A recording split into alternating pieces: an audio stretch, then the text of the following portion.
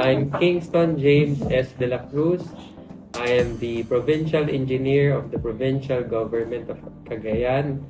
Like yourselves, I am also a graduate of the University of St. Luis Tubigaraw. Graduated in a course of Bachelor of Science in Civil Engineering way back 2009. I also graduated in National University with a degree of Bachelor of Science in Environmental and Sanitary Engineering. I am also a licensed civil engineer and as well as a licensed sanitary engineer. I also took up law in Aureliano University and Masters in the Ateneo of the Manila University School of Business. Ano pang masasabi yung benefits ng pag-work immersion po dito sa facilities ninyo? Oh, I should be asking you that question. It's not me, di ba? Well, I will answer your question. Okay. So, maraming benefits ang work immersion, di ba? Number one, you're taking up engineering course, di ba? So, this is a start for you on how you will see your work in the future, di ba? As future engineers yourselves. Civil engineers, architects, and computer science students. This is your first step or first glimpse on how adulthood starts, ano? Lalo na pag nagtrabaho na kayo, di ba? So at least, ngayon pa lang, as early as now, as students pa lang kayo ngayon, you get a feel of what you will be doing soon, ano? Maybe this is also a time for you na ma-realize niyo na gusto ko ba talaga itong course na to, di ba? I hope with your limited time here, na-convince ko kayo in a way na ma-realize nyo for yourselves na yun nga, ano, gusto nyo ba talaga yung course na, di ba, na tinatawag. So, ayun.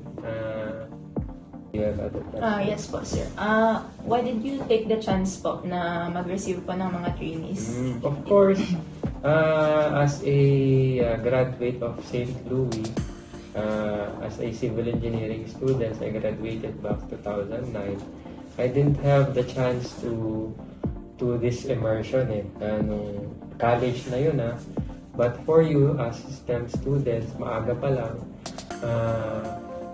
nagkakaroon na kayo ng immersion. Sa amin kasi noon walang OJT, on the job training. Supposedly it's not only 40 hours, but for you, yun nga, you are lucky na meron kayong ganitong curriculum na merong work immersion. And nakita ko naman na this is really a good venue for you na matutunan yung ibang things outside of the four corners of your classroom, di ba?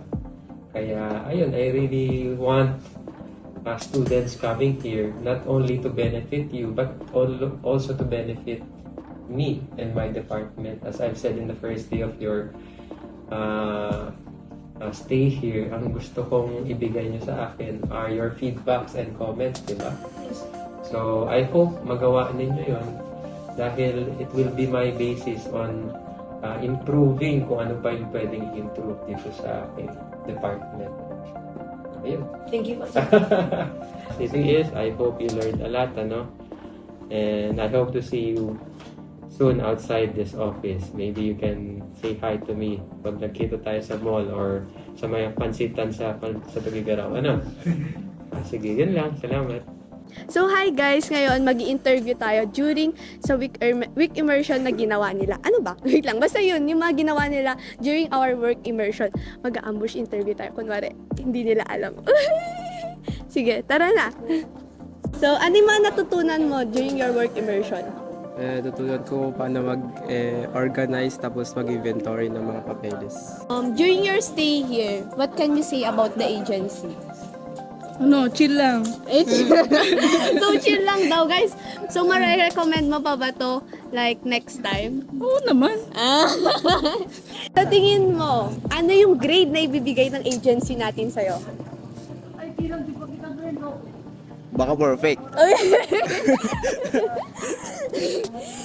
Yun lang. Thank you. Ano yung mga natutunan mo din dito? Like arrange files, like Sa agency ka ba? administration. You're from admin. Yeah. Anong usually ginagawa nyo din sa agency nyo? Usually like I'd say naghihintay, but honestly pagka may pinapagawa sila sa amin, usually it like takes a bit of time to do, so yeah.